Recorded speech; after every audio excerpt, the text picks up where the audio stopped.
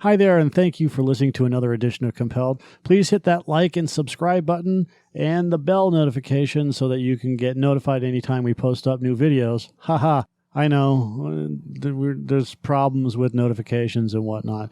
To let you know, we are moving all of our movie stuff over to our Cinescape Magazine YouTube channel, and you'll be able to find all of our 13 facts there. If you haven't already decided to check that out, I will post a link to the Cinescape Magazine page down below. And that's about it. So, again, thank you for listening. And on to our Antonio Brown Compelled. To condemn a person for anything based on bias, second or third-hand information, or hearsay is a huge disservice not only to yourself, but all parties involved. This is why we stopped doing Compelled for a while. Outrage culture or cancel culture is toxic, and I, Mike, had to take a step back after realizing that I was letting this culture seep into my private life. Once I was able to come to terms with that, we started doing Compelled again with an entirely new outlook, and I leave my old videos up to remind me of exactly what had happened prior to us relaunching Compelled. We're not going to try to jump on breaking news because all the facts aren't present. Not that they will ever be, but feeding into the shark frenzy when there is blood in the water is unhealthy. We will try to be fair and unbiased in doing these shows or segments or whatever they are. But in cases like the Jeffrey Epstein saga, there's no real way to be fair and biased. People like him are human garbage. Those associated with the situation deserve the benefit of the doubt until enough evidence shows otherwise. And I'm not talking about Ghislaine Maxwell or Jeffrey Epstein, or any of those that have been indicted and brought up on charges, including the attorney that was involved in allowing Jeffrey Epstein prison release time in Florida. What I'm talking about is the people that are associated from the collateral damage, the Clintons, the Trumps, etc., etc., etc. Bill Gates, those people, the rich and powerful. Not that I'm afraid. I don't care one way or the other. It's that there is no real evidence yet. And to lump those people in with what Epstein has done is a disservice to everyone, regardless of what you think. I'm not a fan of Trump, but it's not right to just throw things out there because there's a picture of him from 30 years ago or 20 years ago shaking hands with this person. If you understand what I'm saying. Just because they met doesn't mean they did things together. Like I already said, hearsay and personal opinions of people cannot play a role in defining guilt. Evidence does. These shows will try to put out as much evidence as possible for you to make an informed decision about the topic at hand. That being said, I want to talk about Antonio Brown. Now, Antonio Brown is an interesting case, if that's what you want to call it. It feels like he purposefully sabotaged his entire career with the Raiders to sign with another team. And it has come to light that Antonio Brown wanted to be traded to the New England Patriots before he was traded to the Raiders. Bill Belichick wanted him so bad that he was willing to give up a first-round pick for Antonio Brown, but the Pittsburgh Steelers didn't want to trade him within the division because they play the Patriots several times, and it was better to ship him off to the Raiders for a third and a fifth round pick or something like that. So all this drama happens in Raiders camp, he gets released, and he signs with the Patriots regardless. And then the bombshell drops. Within days, maybe even minutes, maybe even hours after he signed his $15 million deal, a civil lawsuit was filed against Antonio Brown. Now, why wasn't there a criminal lawsuit filed against Antonio Brown? Well, there's probably not enough evidence. That would be my guess. But a criminal lawsuit speaks volumes about the character of somebody. A lawsuit in general will speak volumes about the character of somebody, but in this case, when it comes to civil lawsuits against rich people, there needs to be investigation done, and that investigation hasn't been completed yet. So the NFL is looking at putting him on the exempt list, which is stupid because this is a civil lawsuit and not a criminal lawsuit. I can understand if it was a criminal lawsuit, like with Tyreek Hill or Ray Rice or anybody else that was involved in a criminal action. I'm not saying that Antonio Brown wasn't involved in a criminal action. What I'm saying is that the allegations is that he raped a girl several times, but all the evidence shows that she was a willing participant in this weird relationship. That's what we'll call it. Her name is Britney Taylor. She opened a gym in April 4th of 2016. The gym closed July 13th, 2019. The LLC was dissolved August 13th, 2019. It's called Tailored Gymnastics Training Center. It doesn't exist. She even has an address for the gym, and it doesn't exist. Yet she said that she had 50 students with another 200 that were signed up and on a waiting list for a gym that never existed. She covered tuition for several students after opening her gym. Where did she get the money? In 2017, after the gym had opened, Brown had reconnected with her and sent her some messages. Hey, shoot me a pic. She sends him a pic. Sure, I want something better. Said nudes, and she declined. Her Facebook page has been removed. Her Instagram page has been removed or set to private. But it shows on Instagram pics of her with Antonio Brown, and she was using that to promote her gym and use his celebrity to her advantage.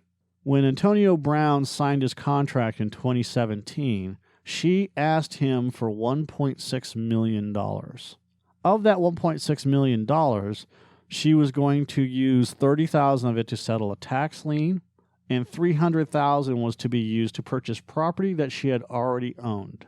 This is why I talked about condemning somebody before evidence is in. And this is from Zenny62 Media.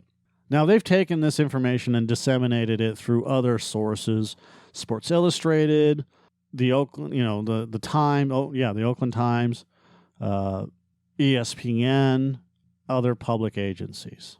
How do they get all this information? Investigation. So, when this happens and the media jumps on it and immediately hammers on Antonio Brown for being a huge piece of shit, I'm not saying that he doesn't have his problems. The guy has his problems. What I'm saying is that this is a perfect example of cancel culture and outrage culture. This isn't a criminal lawsuit. She isn't going after him for jail time for rape. She's suing him for money in a civil lawsuit. There is nothing that she went to the police about in terms of rape. There is nothing that can be said in her defense right now other than there was a text that she showed from Antonio Brown that basically said, I jizzed on your back, and now I'm going to be laughing at it, and at some point I'm going to tell somebody about it, one of my friends. But you're nothing but a lying bitch, and you tried to take me for money. And even my baby's mama called you out on that because you're just weak. That's pretty much what he said in the texts, and it's available. You can go check out Antonio Brown texts. There's also several other tweets about Antonio Brown and facts in regards to this whole relationship thing that are coming out. That's why I wanted to wait at least a week before jumping on this bandwagon, for lack of a better word. Is Antonio Brown guilty? He's guilty of associating with her. Is he guilty of rape? There was no criminal charges brought up against him, just a civil lawsuit. There is no lawsuit that brought up criminal charges against him. He's a narcissist with a giant ego because he plays in the NFL and he's one of the biggest receivers around. But does that make him a bad guy? No, I don't think it makes him a bad guy. It probably makes him an asshole, but not a bad guy.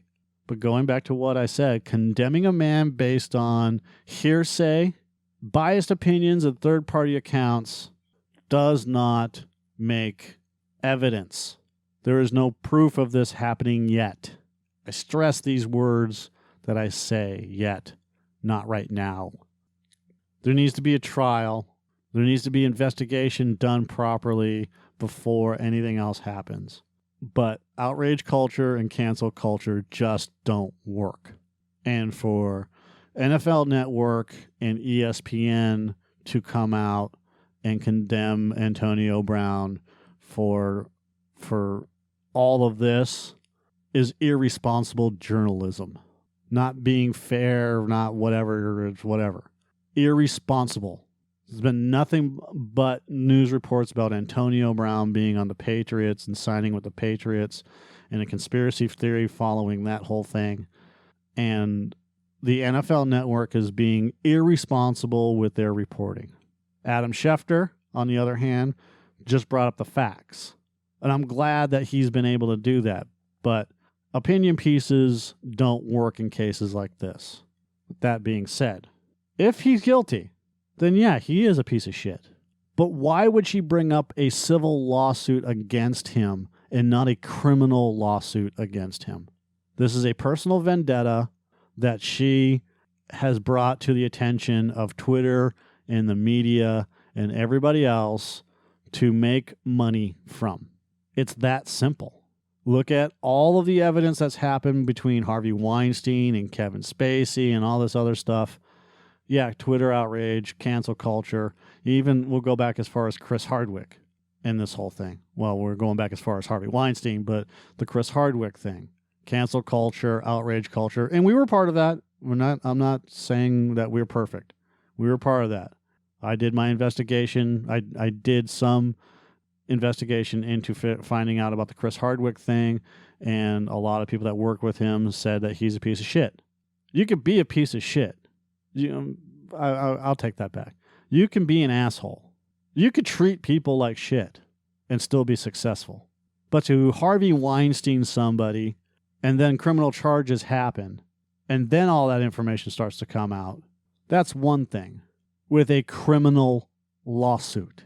Then you have Kevin Spacey, you have George Takei, you have all these people that are getting hammered by the quote-unquote Me Too movement, which has been hijacked. Kevin Spacey comes out and tries to deactivate the whole situation on his end by blaming himself for being gay. I think that's what he did. And now he's out of a job. But there was no criminal investigation. But he admitted to doing it. So therefore, whatever. He admitted to doing this to an underage boy. And then everything else just kind of piled on from there. That's the kind of culture that we're living in right now. PC outrage. And it's not right. This is a mob rule mentality. And the other show that we're doing, the other Compelled about Zoe Quinn, will show how bad outrage culture has gotten, cancel culture has gotten. Between Dave Chappelle, between Zoe Quinn, between the Borderlands 3 thing, between Antonio Brown. We've gotten to the point where I think that enough was enough, but we're going about it in the wrong way. We're not letting the fucking evidence pile up. We're not seeing the forest through the trees in this one. And we're not allowing ourselves to let cooler heads prevail in situations like this, because why do that when we can just get angry about it and then apologize later on for being angry about something? Oh, I was mistaken. I'm sorry.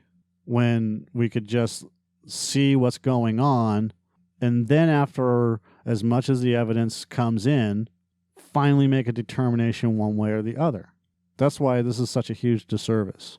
That's why this feeding frenzy doesn't work any longer. Didn't work back then, 100 years ago or 1,000,000 years ago, and it doesn't work now. Tabloid society. That's what this is all about. The biggest, greatest headlines.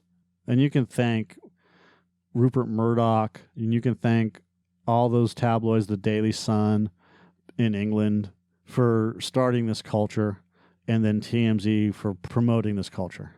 That's what it comes down to. We live our life one soundbite at a time, unfortunately.